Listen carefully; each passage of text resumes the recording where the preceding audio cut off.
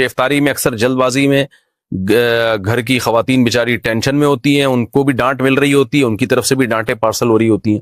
بہرحال جی افطاری میں کیا کھانا سنت ہے؟ کھجور، نبی صلی اللہ علیہ وسلم اس سے روزہ افطار کیا کرتے تھے اور اس کی ترغیب بھی دی آپ صلی اللہ علیہ وسلم نے۔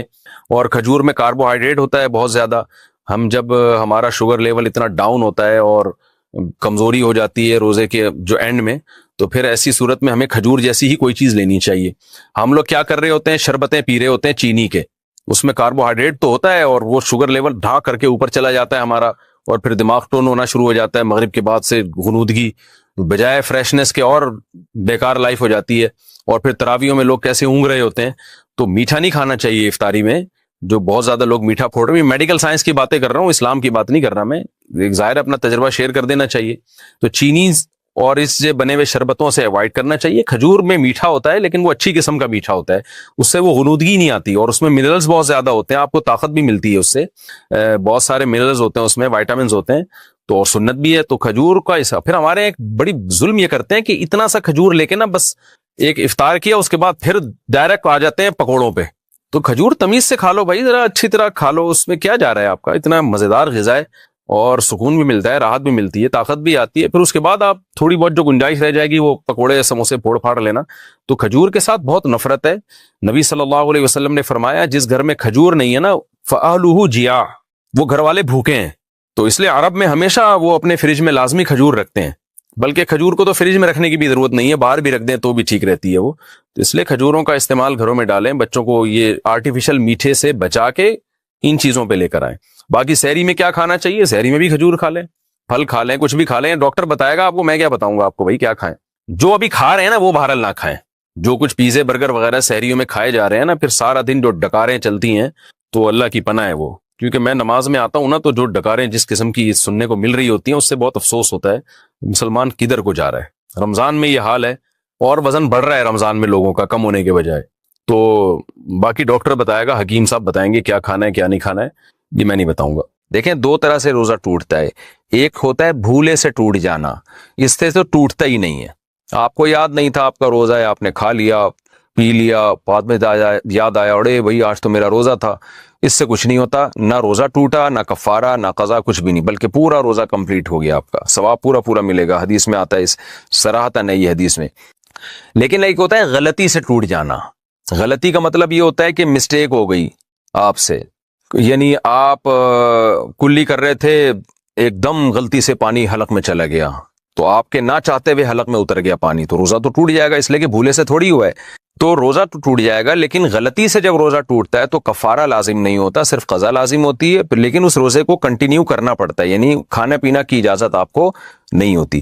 تو اسی طرح اللہ کی طرف سے کسی کے ساتھ ایسا معاملہ ہوا کہ روزہ ٹوٹ گیا، مثال کے طور پر منہ بھر کے الٹی ہوئی اور نہ چاہتے ہوئے بھی پیٹ میں دوبارہ واپس چلی گئی، تو اس سے روزہ ٹوٹ جائے گا، تو یہ بھی غلطی سے ٹوٹنا کہلائے گا۔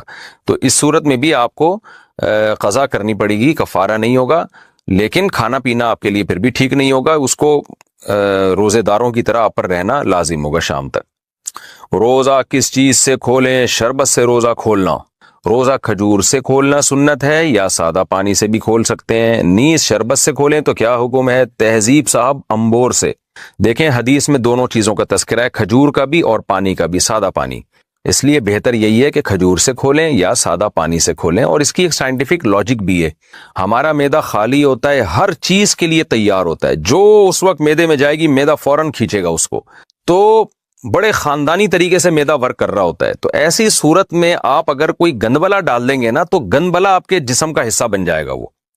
تو جب اتنا اچھا معدہ ورک کر رہا ہے اور آپ کی باڈی پوری طور پر تیار ہے ایک اچھی چیز کو جذب کرنے کے لیے، تو اچھی چیز ڈالیں۔